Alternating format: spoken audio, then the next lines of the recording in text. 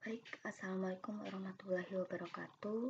Selamat pagi semuanya. Kembali lagi kita ke mata kuliah Ekonomi Kesehatan dengan topik pertemuan kita kelima hari ini adalah mengenai asuransi kesehatan.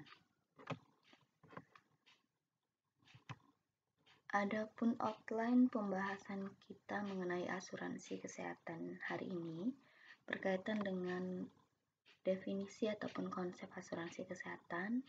Kemudian kita juga akan membahas mengenai apa saja prinsip asuransi, dan yang terakhir kita akan menjelaskan jenis-jenis daripada asuransi. Baik, kita mulai perkuliahan hari ini dengan definisi awal mengenai asuransi. Asuransi. Jadi ini kita masih menyinggung asuransi yang dalam batasan masih secara umum ya.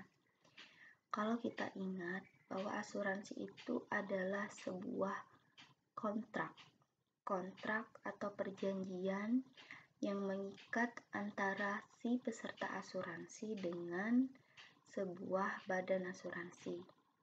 Dalam hal apa kontrak perjanjian itu? Dalam hal melindungi si peserta daripada sebuah kerugian. Itu menurut Green dan Rowell tahun 2011. Lalu menurut Matching dan Hetiko pada 2006, asuransi sendiri adalah sebuah proteksi terhadap kejadian yang tidak diinginkan, yang kemudian dikompensasi dalam bentuk finansial atau penggantian kerugian tertulis, dan itu tertulis dalam sebuah kontrak. Jadi semuanya tertulis dalam sebuah kontrak ya. Lalu definisi asuransi kesehatan itu sendiri seperti apa?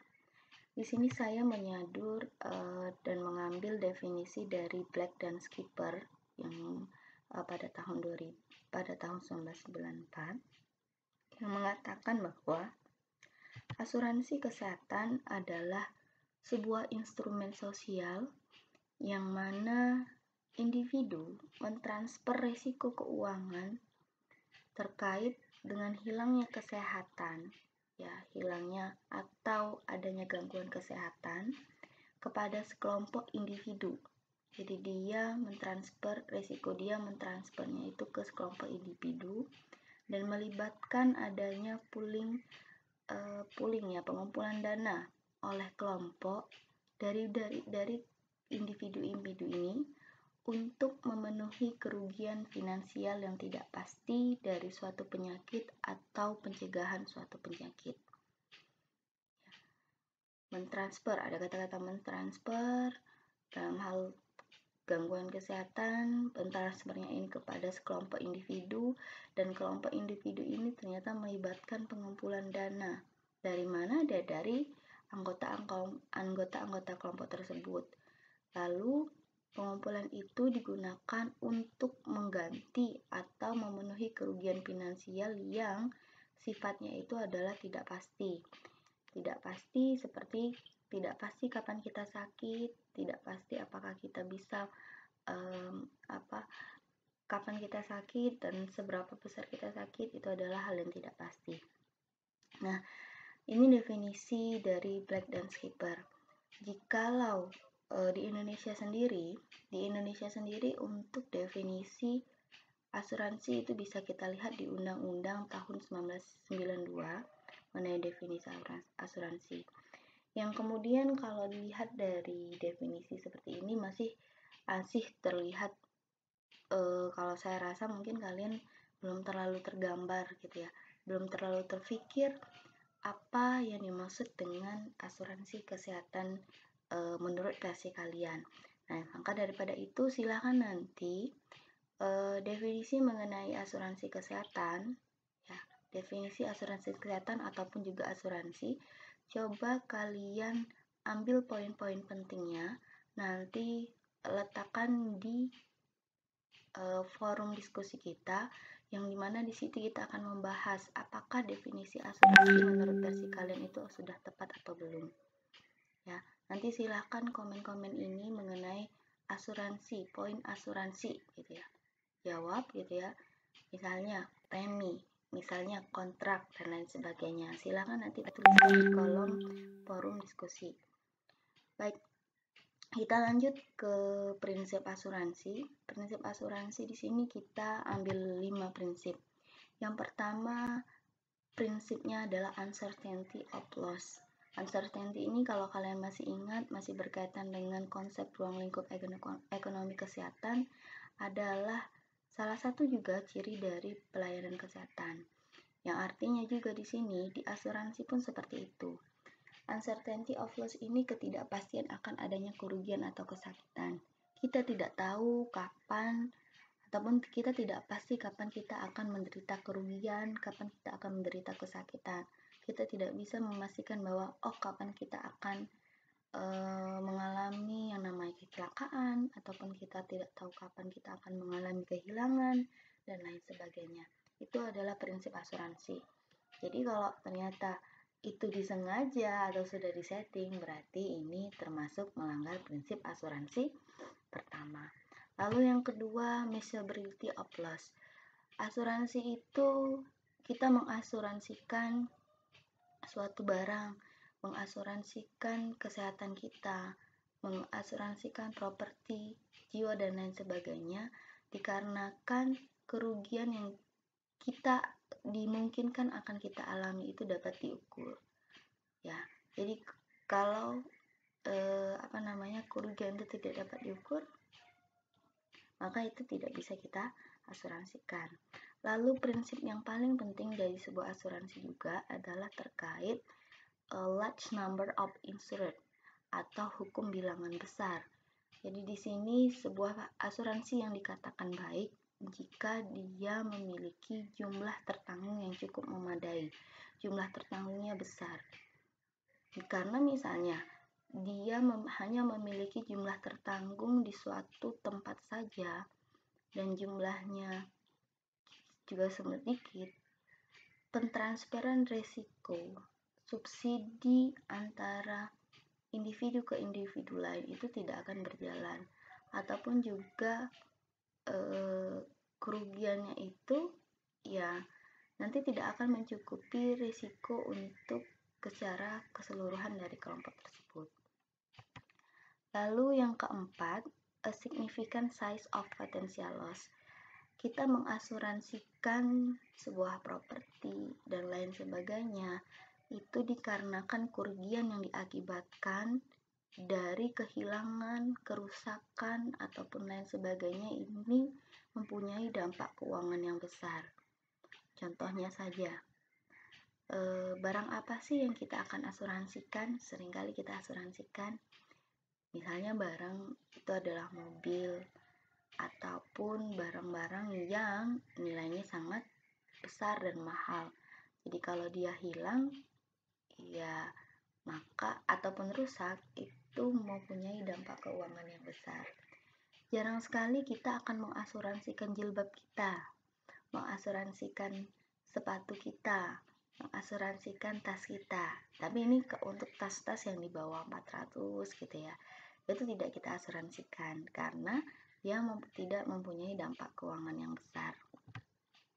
Kemudian prinsip yang terakhir, asuransi itu memiliki an equitable method of sharing the risk. Artinya pembagian risikonya itu dilakukan secara adil. Jadi individu dari kelompok yang menjadi kelompok asuransi tersebut akan mendapatkan transferan risikonya itu secara adil.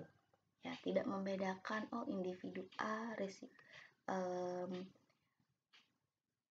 pembagian resikonya lebih besar daripada B ataupun B lebih besar daripada A, itu tidak seperti itu. Jadi risiko antara individu dalam kelompok itu dibagi secara adil. Baik, lanjut ke prinsip penting asuransi.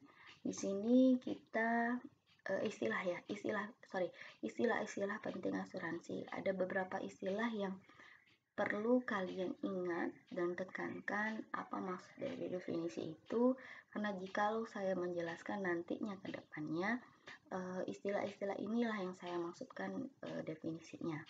Yang pertama mengenai hazard. Ya, hazard. Kalau di K3 ada hazard juga ya. Nah, di sini istilahnya hampir mirip ya. Jadi hazard itu adalah kejadian yang menyebabkan kesakitan, kematian, ataupun juga sebuah kerugian finansial. Itu hazard. Lalu juga ada misalnya coverage. Kalau kita seringkali coverage gitu ya. Coverage itu artinya di cover, artinya juga ditanggung istilahnya gitu. Kalau di istilah asuransi bahwa coverage itu adalah pengaturan kontrak yang kemudian menyebutkan apa yang ditanggung oleh pihak asuransi kepada tertanggung. Seperti itu. Lalu kita masuk ke istilah insurer. Ya, jadi insurer itu adalah definisi atau istilah untuk organisasi yang mengelola ataupun menjual asuransi yang kemudian seringkali identik dengan asuradur ya. Bisa kita bilang juga insurer itu asuradur, BAPEL itu badan penyelenggara, MCO itu managed care organization ataupun sickness fund ya, pengumpul dana untuk membantu masalah kesakitan ya gitu ya. Kemudian insured itu tertanggung itu apa Bu? Tertanggung itu ya seperti kita peserta asuransi. Nah, itu yang dimaksud dengan tertanggung.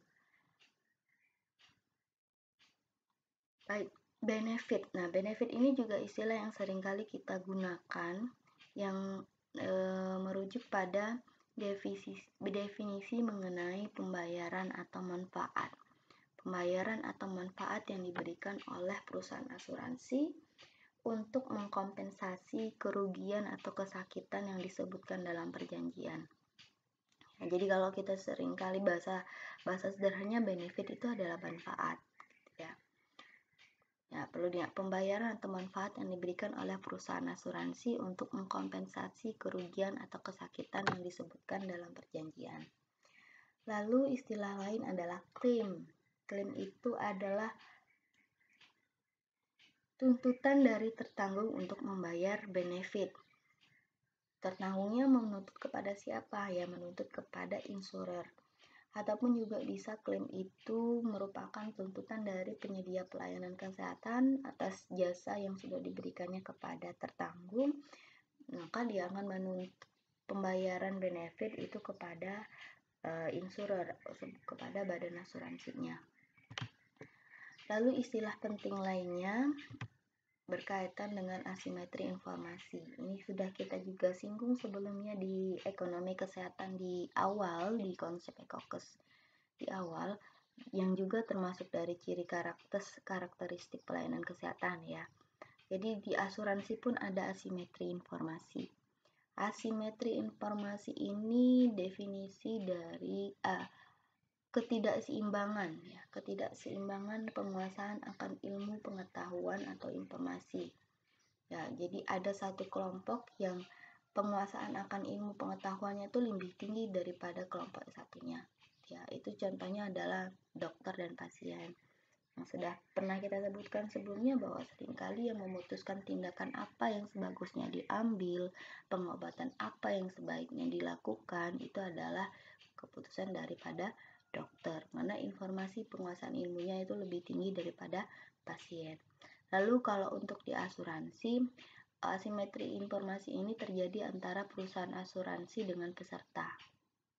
Ya, perusahaan asuransi itu pasti lebih mengetahui benefit, aturan-aturan, dan lain sebagainya terkait asuransinya dibandingkan daripada pesertanya.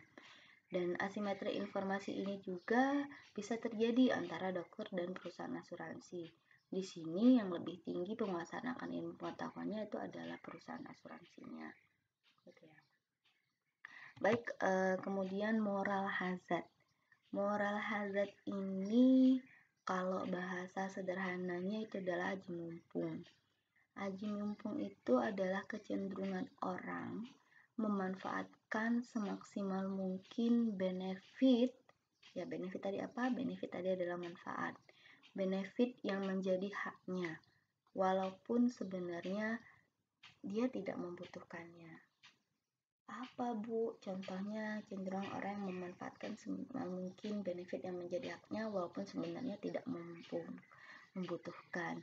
Kalau kita di kehidupan sehari-hari sih simpelnya misalnya kita mendapatkan informasi mengenai tempat makan yang eh, memberikan promo mengenai makan sepuasnya dengan membayar beberapa harga tertentu gitu ya. Ya, sebenarnya pada saat orang memakan sebanyak mungkin apa yang sudah diberikan dari promo tersebut gitu ya, ya itu memang hak dia gitu kan. Itu memang karena dia sudah membayar gitu ya. Tapi terkadang apa yang dimakan terlalu berlebihan seperti itu sebenarnya kan tidak dibutuhkan oleh tubuhnya. Nah, begitu juga untuk di asuransi. Kalau dulu misalnya, kalau sekarang kan memang sudah ada pembatasan paket ya, karena ada inasi bijis, maka seseorang itu tidak bisa menghabiskan lama rawatan lebih lama di suatu fasilitas kesehatan. Nah, kecenderungan moral hazard yang bisa kita contoh adalah misalnya kemarin meminta untuk dirawat gitu ya, meminta seorang diperiksa, datang ke rumah sakit kemudian mengalami gangguan kesehatan. Dari dokternya bisa sebenarnya rawatannya bisa untuk rawat jalan ya, artinya dia tidak harus dirawat di rumah sakit. Tapi si pasiennya ya meminta untuk dirawat di rumah sakit gitu ya. Nah, seperti itu. Baik, kemudian ke istilah penting lainnya, adverse selection. Adverse selection ini kita bisa artikan sebagai seleksi terbalik. Jadi di sini hanya peserta yang mempunyai risiko tinggi yang ikut menjadi peserta asuransi. Jadi ini definisi untuk peserta ya. Jadi peserta-peserta atau masyarakat dia baru mau menjadi peserta asuransi jika dia berkemungkinan memiliki resiko untuk mengidap resiko terkena penyakit tertentu, resiko untuk memanfaatkan pelayanan kesehatan yang tinggi. Maka istilah ini kita katakan sebagai seleksi terbalik. Kemudian istilah lain adalah skimming gitu ya. Ini untuk perusahaan. Kalau tadi peserta, ini untuk perusahaan. Di sini ini adalah definisi untuk strategi perusahaan asuransi hanya menerima peserta yang resikonya rendah. Jadi misalnya ada apply dari peserta, dari masyarakat untuk menjadi peserta asuransinya. Si perusahaan asuransinya hanya menerima pasien yang misalnya, dia tidak punya genetik yang memiliki banyak resiko penyakit gitu ya. Dia tidak memiliki faktor resiko terkait faktor risiko perilaku yang menggampangkan dia untuk nantinya sakit dan mengakses pelayanan kesehatan. Misalnya dalam hal perilaku dia tidak merokok, melakukan aktivitas fisik dan lain sebagainya. Itulah definisi untuk skimming. Nah, di sini kita akan juga memperkenalkan istilah-istilah untuk istilah di kontrak asuransi kesehatan. Yang pertama ada adhesi ya. Adhesi ini adalah definisi dari kontrak yang menawarkan kepada tertanggung tadi adalah si peserta asuransi ya, syarat-syarat yang tidak dapat dinegosiasikan. Yang di sini take it or leave it. Jadi ambil atau tinggalkan. Nah, hal ini kenapa bisa terjadi hari ini? Karena adanya asimetri informasi tadi. Ada satu pihak yang lebih menguasai informasinya dibanding pihak lain. Nah, jadi adhesi adalah kontrak yang menawarkan kepada tertanggung syarat-syarat yang tidak dapat dinegosiasikan. Lalu yang kedua aleatori. Aleatori ini adalah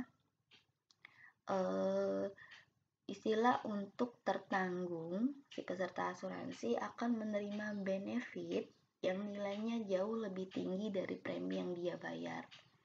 Jadi benefitnya besar sekali dan nilainya lebih tinggi dari premi yang dibayarkannya. Misalnya dia mendapat benefit sebesar 20 atau 30 juta ke atas, sedangkan premi yang dibayarkannya hanya 100.000, 200.000 per tiap bulannya. Seperti itu.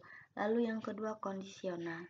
Kondisional ini adalah definisi untuk insurer, badan asuransi hanya menanggung kalau kejadian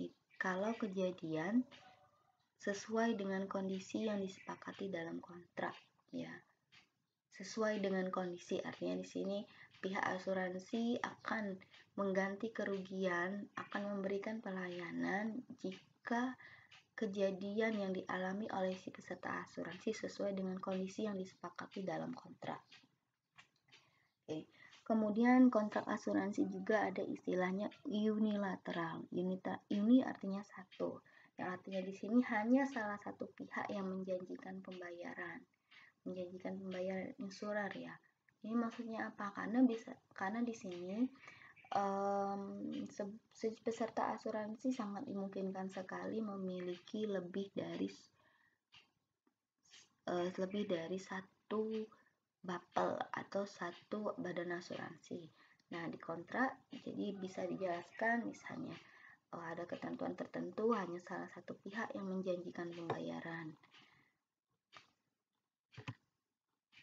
Baik, jika kita singgung dan kita ingat lagi dalam hal tentang pembiayaan kesehatan, asuransi kesehatan sendiri sebenarnya adalah bagian dari pembiayaan kesehatan yang kita pernah kemarin lihat bahwa ada privat dan ataupun publik.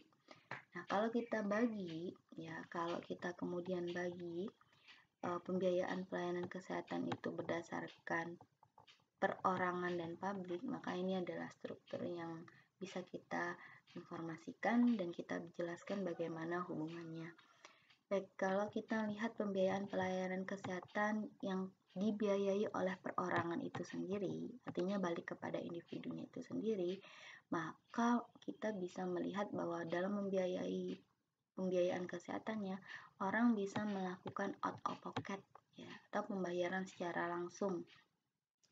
Nah, out of pocket itu sendiri bisa berupa pembiayaannya itu seluruhnya dilakukan oleh pasien, ataupun out of pocket itu sendiri ternyata pembiayaannya ditanggung bersama antara pasien dan pelayanan kesehatan. Nah, kemudian tadi pembiayaan yang dibiayai dalam perorangan itu bisa kita juga perseorangan atau individu itu masuk ke sebuah asuransi kesehatan swasta, maka dia akan dalam hal membiayai pelayanan kesehatannya itu akan dibiayai oleh asuransi kesehatan. Nah, asuransi kesehatan itu sendiri bentuknya bisa skema individu ataupun dia hanya membayar skema individu atau kelompok, atau juga ternyata asuransi kesehatan swasta itu menerapkan daripada konsep managed care dalam sistemnya, gitu ya. Nah, ini nanti kita akan pelajari pada pertemuan berikutnya mengenai managed care. Lalu kalau kita lihat lagi pembiayaan pelayanan kesehatan yang kemudian dibiayai oleh publik, oleh pemerintah, maka itu bisa kita lihat dari adanya asuransi kesehatan sosial ataupun diambil dari pajak. Nah, asuransi kesehatan sosial ini bisa berupa dana tunggal ataupun juga dananya itu adalah dana menjemuk. Nah, untuk pajak itu sendiri diambil dari pajak umum ataupun dari pajak hipotek, ya, dari pajak properti. Jadi pemerintah membiayai pelayanan kesehatan masyarakatnya bisa melalui asuransi kesehatan sosial ataupun bisa juga melalui yang namanya penarikan pajak. Nah, kemudian sekarang kita masuk ke jenis asuransi, ya, jenis-jenis asuransi. Banyak sekali yang sebenarnya saya informasikan mengenai jenis-jenis asuransi. Jenis asuransi kalau kita lihat dari siapa pengelola dananya, maka bisa kita kenal dari pengelola dananya itu adalah pemerintah ataupun juga dari pihak swasta. Nah, Kemudian juga untuk jenis asuransi yang berkaitan dengan keikutsertaan anggota, maka asuransi itu bisa bersifat compulsory. Ini artinya keikutsertaan itu adalah bersifat wajib. Nah, seperti kita sekarang ini ya, JKN, Jaminan Kesehatan Nasional, sifatnya adalah compulsory, wajib untuk seluruh penduduk. Kemudian keikutsertaan anggota yang kedua adalah voluntary. Voluntary ini adalah keikutsertaan anggota yang dilakukan secara sukarela. Artinya kita bisa tidak ikut, memilih tidak ikut ataupun ikut ke sebuah asuransi kesehatan, itu pilihan kita. Kenapa kita bisa ikut atau tidak ikut, yaitu balik lagi daripada pandangan atau persepsi kita apakah itu bermanfaat atau tidak. Dan ini juga bisa saja dia pengen ikut, tapi ternyata karena premi yang diharuskan untuk dibayar itu besar, makanya dia tidak bisa ikut menjadi peserta asuransi tersebut. Lalu jenis asuransi yang ketiga bisa kita lihat dari sisi jenis pelayanan yang ditanggung. Jadi sebuah asuransi kesehatan itu bisa saja dia menanggung seluruh pelayanan kesehatan yang digunakan oleh pasiennya. Ya, atau bisa juga hanya menanggung sebagian layanan kesehatan. Nah, begitu juga untuk jenis asuransi dari jumlah dana yang ditanggung. Sama seperti pelayanan, dana pun bisa saja badan asuransinya menanggung sebagian biaya kesehatan yang diperlukan oleh pasiennya. Ataupun juga ada badan asuransi yang hanya menanggung biaya yang tinggi saja. Jadi nah ini yang pintar-pintar kita, kalau kita mengikuti asuransi kesehatan, kita harus melihat kontrak dan aturan mengenai hal ini juga gitu ya. Apa sih yang kemudian ditanggung oleh badan asuransi kita? Apakah dia menanggung hal-hal yang diperlukan atau hanya menanggung biaya yang tinggi atau menanggung sebagian layanan kesehatan atau menanggung seluruhnya daripada pelayanan kesehatan yang kita akan dapatkan. Baik, kemudian jenis asuransi bisa kita juga lihat dari jumlah peserta.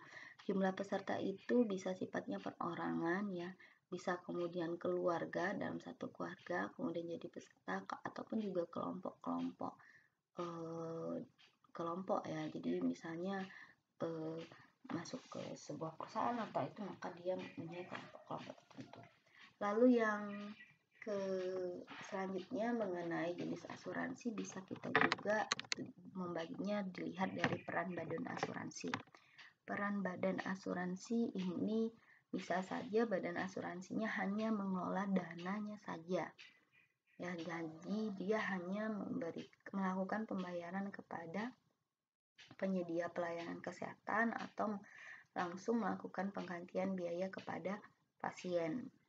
Atau juga badan asuransi itu bisa sebagai penyedia layanan kesehatan juga. Jadi dia mengelola dana, kemudian dia juga memberikan layanan kesehatan kepada peserta asuransinya. Kemudian jenis asuransi dari cara pembayaran imbal jasa terhadap penyedia pelayanan kesehatan. Nah, cara pembayaran ini bisa ada dua. Misalnya dilihat dari jumlah kunjungan atau istilahnya reimbursement. Itu cara pembayarannya. Kemudian bisa juga badan asuransi melakukan pembayaran berdasarkan jumlah peserta daripada peserta asuransi yang terdaftar di penyedia pelayanan kesehatannya. Tuh. Baik, kemudian kita masuk ke jenis asuransi sifat ya. Ini mirip sama yang awal tadi, keikutsertaan anggota.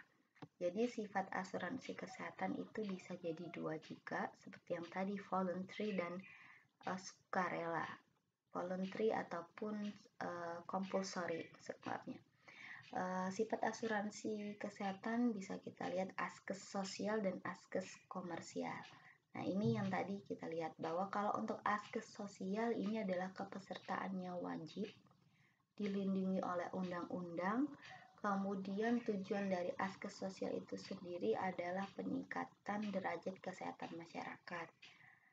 Sifat juga dari askes sosial ini merupakan gotong royong antara kelompok kaya dan miskin, antara kelompok sehat dan sakit, dan juga kelompok tua dan muda. Jadi ada 3 kelompok ya. Kemudian untuk askes komersial, ini berbeda dengan yang wajib tadi, dia bersifat sukarela, siapa suka dan rela masuk. Nah, maka itulah peserta dari askes komersial. Dan cenderungnya bertujuan adalah mencari keuntungan. Nah, gotong royong, kelompok gotong royong antara askes komersial ini adalah cenderungnya hanya untuk kelompok sehat dan sakit, ya. Jadi tidak memuat tua muda ataupun juga kaya miskin, itu enggak masuk di askes komersial. Nah, di sini sebenarnya ini ada beberapa gambar yang agak terhapus ya, atau tidak ditambahkan di dalam konsep ini. Nanti saya coba akan jelaskan kembali bahwa dalam konsep besar asuransi kesehatan, kalau kita lihat ini dalam bentuk diagram sumbu X dan Y ya, misalnya ini sumbu yang berdiri itu adalah sumbu Y, semakin tinggi adalah semakin besar, sumbu X ini artinya juga semakin ke kanan semakin besar.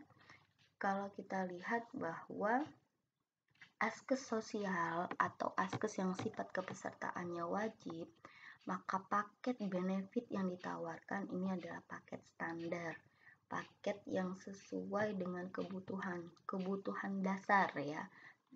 Ingat, kebutuhan dasar daripada individu atau masyarakat. Dan dia cenderungnya adalah, di sini sebenarnya ini adalah sama ya. Artinya siapapun individunya itu, kalau dia menggunakan askes sosial, paket standar nasional, maka benefit yang dia terima ini adalah sama. Nah, untuk askes komersial ini berbeda. Askes komersial kalau kita lihat bahwa ini sumbu Y ini lebih tinggi gitu ya. Artinya di sini askes komersial ini menawarkan benefit yang lebih besar daripada askes sosial gitu ya. Yang kalau kita lihat juga paketnya ini berkaitan dengan kenyamanan, berkaitan dengan private goods, dan kalau misalnya ini askes komersial, misalnya kita kaitkan dengan dulu adanya jam kesda gitu ya, tiap daerah itu boleh, yang mampu boleh beli sendiri, artinya dia memberikan pelayanan kesehatan yang lebih tinggi dibanding pada askes sosial untuk warga atau masyarakat di daerahnya. Jadi kalau askes sosial ini semuanya kelompok masyarakat itu sama ya, sama siapapun. Nah, tapi kalau untuk askes komersial bisa saja individunya batasnya sampai sini nih lebihnya gitu ya. Atau dia kemudian ikut askes komersial yang menawarkan yang benefit lebih besar lagi, dia bisa lebih tinggi lagi gitu ya. Jadi askes komersialnya ini nantinya tidak sama seperti askes sosial ya. Artinya dia lebih tinggi, lebih besar, dan kalau kemudian itu adalah fasilitas tambahan dari daerahnya, bisa saja ya tiap daerah akan berbeda-beda untuk paket yang diberikan, paket benefit yang diberikan kepada masyarakatnya. Begitu juga askes komersial. Saya ikut salah satu askes komersial, ternyata paketnya itu hanya melebihi sedikit nih daripada paket standar nasional, yang mana dia hanya menanggung sebagian pelayanan kesehatan saja. Jadi hanya menanggung misalnya ya kalau saya hanya sakit dan kemudian dirawat karena kejadian penyakit tersebut, tapi benefit dari askes saya itu tidak menanggung jikalau kalau saya kemudian masuk ke rumah sakit karena kondisi melahirkan. Nah, dia ternyata tidak akan menanggung pelayanan atas kondisi tersebut. Baik, kalau kita kemudian lihat lagi pembagian asuransi kesehatan, itu kita bisa lihat dari sisi cara pengelolaan. Ya, yang tadi ya bisa ada yang berkaitan dengan managed care ya. Ya, tadi bisa kelompok, individu ya cara ke asuransi kesehatannya, ataupun secara yang dikelola dengan konsep managed care. Nah, apa yang dimaksud asuransi kesehatan indemnitas atau tradisional? Nah, di sini pengelolaan asuransi kesehatannya yang membayar benefitnya dalam bentuk uang apabila si peserta sakit. Ataupun juga klaimnya itu bisa dilakukan oleh si peserta setelah peserta membayar sendiri ke rumah sakit, baru kemudian dia melakukan klaim untuk penggantian biaya tersebut kepada badan asuransinya. Nah, bisa juga di sini juga di asuransi kesehatan yang menggunakan konsep cara pengelolaan indemnitas ini, si peserta itu bebas memilih penyedia pelayanan kesehatan apa yang ingin dia gunakan. Misalnya saya mau memilih rumah sakit X karena rumah sakit X ini dekat dengan mall, dekat dengan akses layanannya gampang dan lain sebagainya. Jadi di sini pesertanya bebas memilih penyedia pelayanan kesehatan. Lalu yang kedua, asuransi kesehatan dengan menggunakan cara pengelolaan dari konsep managed care. Nah, managed care ini si peserta hanya dapat berobat ke penyedia pelayanan kesehatan yang sudah kontrak ataupun sudah ditunjuk oleh organisasi penyelenggara ini atau bapel asuransinya, ya. Kemudian bapel asuransi itu memang melakukan kontrak dengan rumah sakit dan atau PPK-nya, dan yang biasanya benefit yang diberikan bukan dalam bentuk uang tapi dalam bentuk pelayanan kesehatan. Jadi dia tidak akan memberikan uang kepada pesertanya tapi lebih kepada memberikan bentuk pelayanan kesehatan. Ini kalau kita lihat pola hubungannya dan perbedaan antara cara pengelolaan tradisional, indemnity atau ganti rugi dengan cara pengelolaan dengan konsep managed care.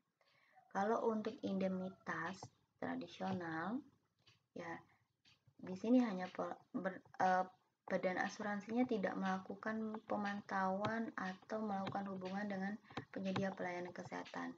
Di sini hanya terlihat bahwa peserta dia mendapatkan pelayanan kesehatan, kemudian membayar atas pelayanan kesehatan tersebut, kemudian si pesertanya ini yang akan mengajukan klaimnya itu sendiri kepada badan asuransinya. Ya. Itu untuk indemnitas. Sedangkan kalau untuk asuransi kesehatan yang menggunakan konsep managed care, si peserta jika dia mendapatkan pelayanan kesehatan yang diberikan oleh penyedia pelayanan kesehatan, dia tidak dia tidak melakukan klaim ya atau mengajukan pembayaran kepada pihak asuransi, tapi si penyedia pelayanan kesehatannya itu sendiri atau rumah sakitnya yang kemudian melakukan pengajuan klaim kepada pihak asuransi. Ya, kemudian pihak asuransi akan melakukan pembayaran dan hal ini tertuang juga dalam kontrak.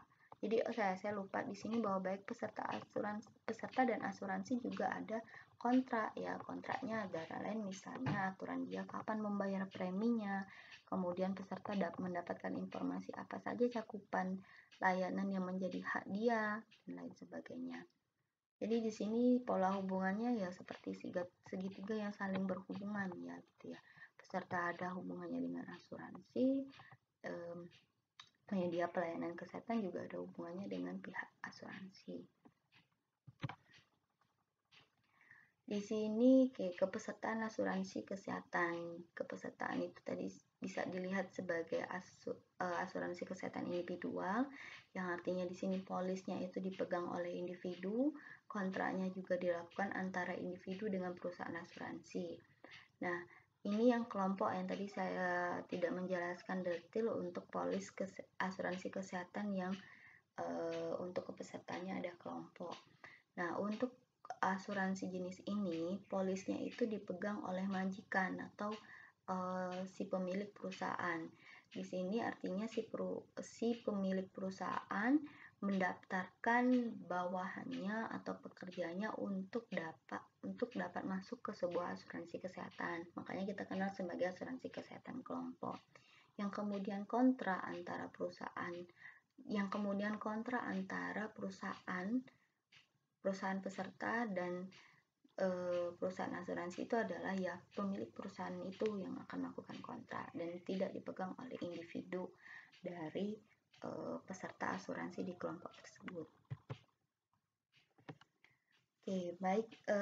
Jika kalian tadi sudah menuliskan apa saja poin-poin penting yang dianggap ya, atau yang kalian identikkan dengan asuransi, definisi asuransi menurut versi kalian sendiri. Di sini saya mencoba menjelaskan bahwa antara yang namanya jaminan dan asuransi itu berbeda. Jaminan itu kalau di bahasa Inggris kan assurance gitu ya. Sedangkan kalau asuransi ya dalam bahasa Inggrisnya adalah insurance. Ada perbedaan di awal kata. Jadi ada yang pakai A, ada yang pakai I. Nah, kalau yang namanya ngejamin atau yang kita katakan sebagai jaminan, artinya kita peserta ataupun masyarakat itu tidak melakukan yang namanya pembayaran premi ya, atau tidak melakukan pembayaran iuran. Itu yang dimaksud dengan jaminan. Artinya masyarakat yang dijamin itu tidak perlu membayar atau non-kontributory, non-kontribusi. Nah, sedangkan kalau yang namanya asuransi, ya, istilah untuk insuran, artinya di sini peserta itu membayar premi kepada lembaga asuransi ya, atau kontributori. Jadi ada bedanya itu ya, kalau jaminan itu non-kontributori atau non-kontribusi, sedangkan asuransi itu kontributori, yang membayar premi.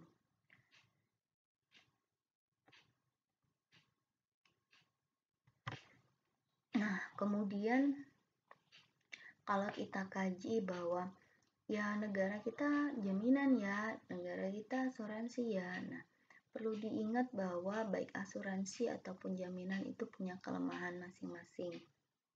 Nah, kelemahannya jaminan, dan itu juga kita alami pada saat awal-awalnya ada Jamkesmas ataupun JKN, yang ya ini ya untuk yang kelompok yang dijamin, artinya kelompok yang kepesertaannya itu dibayar oleh pemerintah.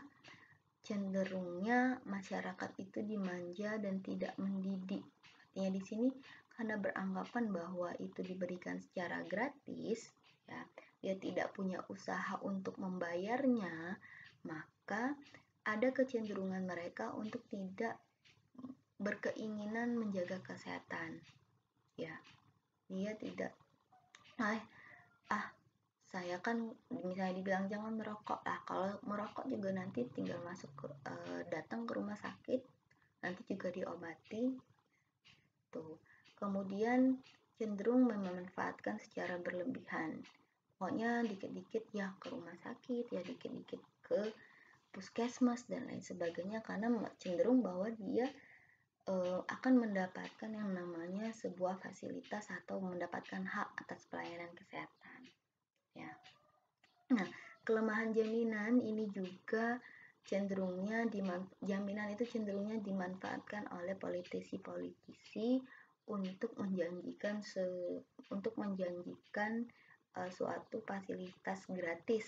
Nah, yang kemudian dulu digunakan oleh pejabat untuk dia ingin supaya terpilih untuk menjadi pejabat atau terpilih untuk menjabat yang kemudian melanjutkan jabatannya.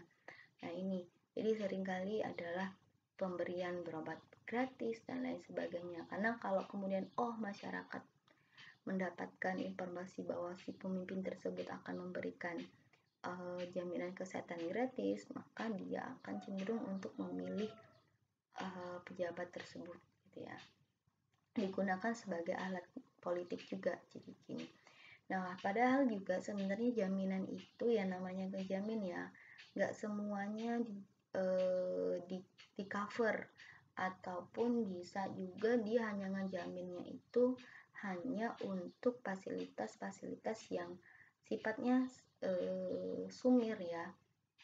Sumir itu hanya mengcover atau hanya menjamin fasilitas yang sifatnya hanya rawat jalan, kemudian plafon biayanya itu rendah.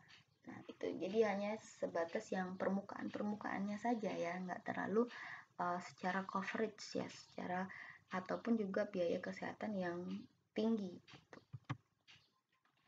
Baik, sekarang kita ke kelemahan asuransi. Nah, ini jika sistem asuransinya, contoh yang ini adalah untuk perusahaan asuransi swasta gitu ya.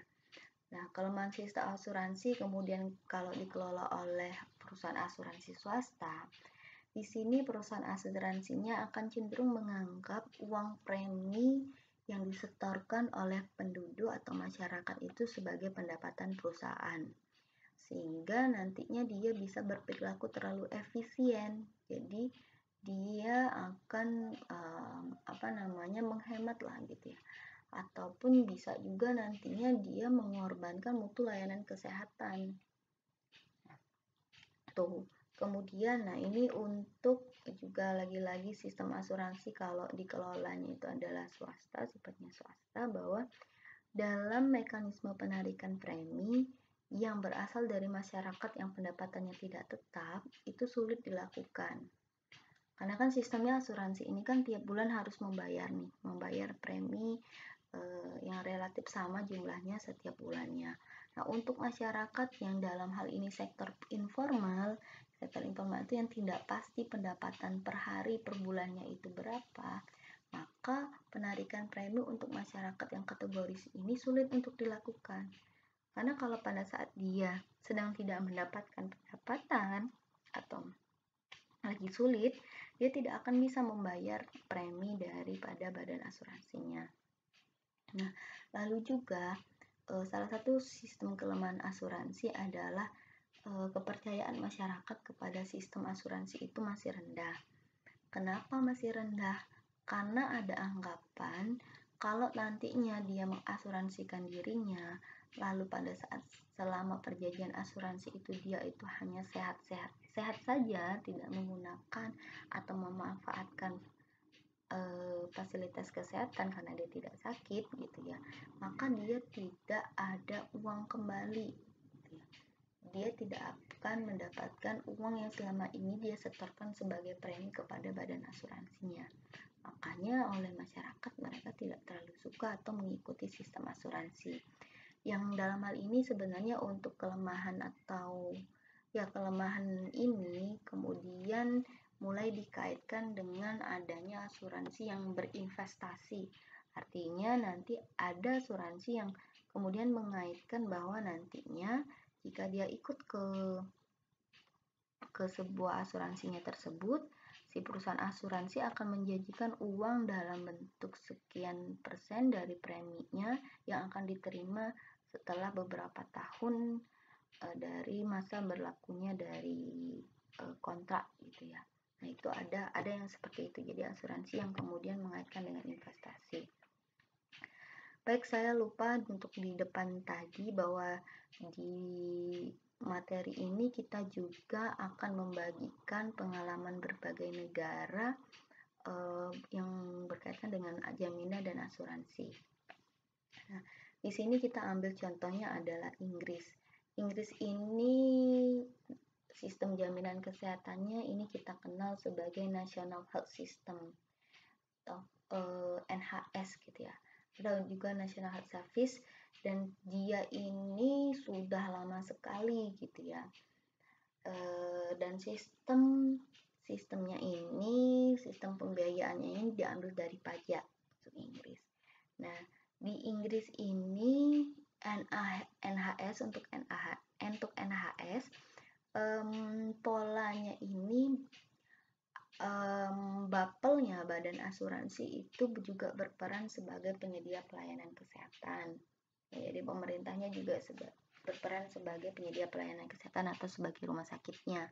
Nah, di Inggris ini ada sedikit kritik ya, nanti kita bisa lihat di cuplikan filmnya Mr. Bean bahwa dalam pelayanan di NHS adanya antrian yang panjang gitu ya, antrian yang panjang yang harus dialami oleh si peserta asuransi untuk mendapatkan pelayanan kesehatan. Nah, ini kalau NHS yang cenderungnya ini adalah compulsory, wajib gitu ya. Nah, sedangkan kalau di Amerika Serikat dia menggunakan sistem kepesertaannya itu adalah voluntary. atau sistem asuransi sukarela. Suka dan rela ya tadi ya. Suka dan rela artinya di sini bagi yang mampu dia bisa mendapatkan atau bisa mengakses asuransi kesehatan. Nah, namun di sini di Amerika juga memiliki yang namanya Medicaid dan Medicare ya, yang diberikan suatu bentuk jaminan yang diberikan untuk masyarakat yang sudah tua ataupun yang tidak mampu. Ya, istilahnya kalau kita tuh ada jam kesmas ya. Nah, untuk yang miskin ya. Nah, yang susahnya tuh kalau setengah-setengah. Yang setengah miskin enggak, juga mampu juga enggak. Nah, ini yang tidak berhak mendapatkan jam kesmasnya. Dan dia bisa juga sebenarnya hanya mampu membeli sendiri asuransinya.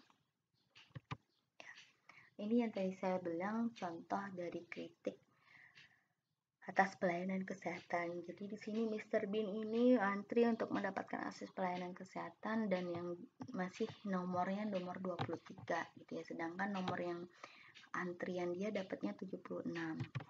Lalu dia ini ya, kemudian jahil ya, seperti biasa dia jahil, kemudian menukar nomor antriannya itu dengan pasien lain, ngambil nomor pasiennya 52 gitu ya, ditukar sama dia.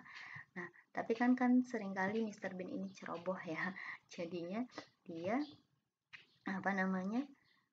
menukar, taunya dia ketiduran, taunya pas dipanggil dia sudah terlewat daripada nomor yang sudah dia tukarkan sebelumnya.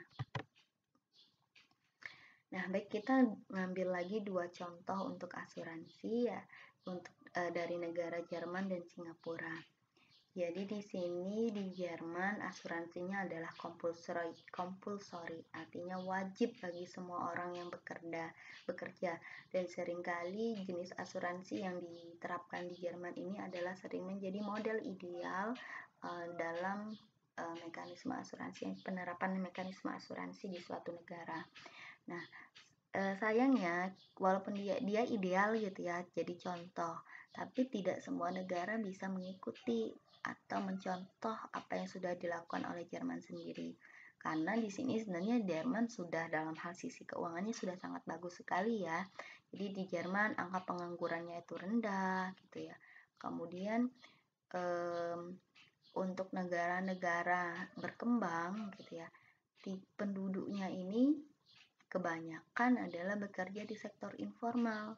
Yang tadi kita sebutkan bahwa kalau bekerja di sektor informal, pendapatannya itu tidak sama, tidak stabil, maka akan mengalami kesulitan untuk membayar premi setiap bulannya. Nah, kemudian Singapura. Kalau kemarin kita sudah lihat dijelaskan di pembiayaan medical saving account. Nah, inilah Singapura, medical saving account, campuran antara asuransi sosial dan tabungan. Nah, di sini semua orang ya yang tinggal di Singapura itu wajib menabung dan tabungannya itu tidak boleh diambil kecuali dia sakit. Dan tabungannya itu kalau dia meninggal itu bisa diwariskan. Sebagian tabungannya itu kemudian diambil sebagai premi untuk penjaminan misalnya kasusnya nanti berat. Dan sedangkan kalau di sana itu adalah penduduk miskin, bila miskin ya itu akan ditanggung semuanya. Oke, ini adalah kasus-kasus, contoh kasus ya yang memperlihatkan dan memang seringkali itu dilakukan oleh masyarakat kita sendiri ya, yang cerita ini sebenarnya juga melanggar daripada prinsip-prinsip asuransi. Nah, misalnya ini contohnya.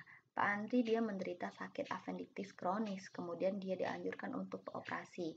Nah, pada awalnya kan Pak Andri ini tidak mempunyai asuransi kesehatan. Kemudian karena merasa bahwa biaya operasi itu akan besar gitu, memerlukan biaya yang besar, makanya pada hari sebelum operasi dia akan mendaftarkan dirinya menjadi peserta asuransi. Nah, kemudian lanjutannya adalah si perusahaan asuransi itu kemudian menerima Pak Andri sebagai peserta asuransinya. Nah, setelah sembuh, kemudian Pak Andri merasa bahwa ia harus selalu kontrol ke dokter. Karena perusahaan asuransi yang dia ikuti itu merupakan asuransi indemnitas gitu ya. Namun bila ke dokter bedah sebenarnya ia hanya mendapatkan vitamin atau obat pusing. Tidak ada hubungannya dengan sakit appendiktisnya gitu ya. Karena ini anggapan dia saja ya, yang menganggap bahwa saya harus selalu kontrol nih karena ke dokter bedah gitu. Padahal sama dokter bedah hanya mendapatkan vitamin atau obat pusing. Nah, pertanyaannya dari kasus ini, prinsip apa yang dilanggar oleh Pak Andri jika dia diterima menjadi perusahaan asuransi, gitu ya.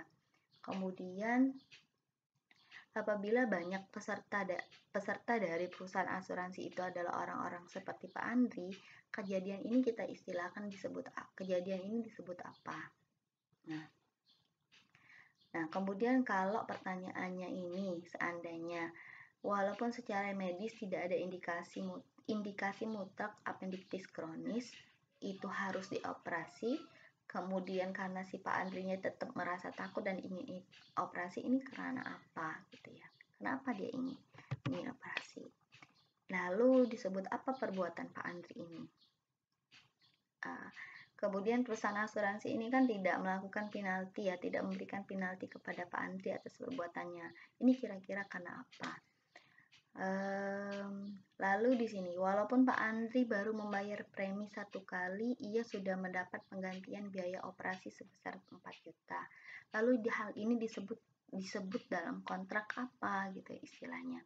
Nah, ini silahkan nanti kalian masukkan jawaban-jawaban ini di kolom di kolom forum diskusi kita dengan formatnya nanti jawaban kasus gitu ya.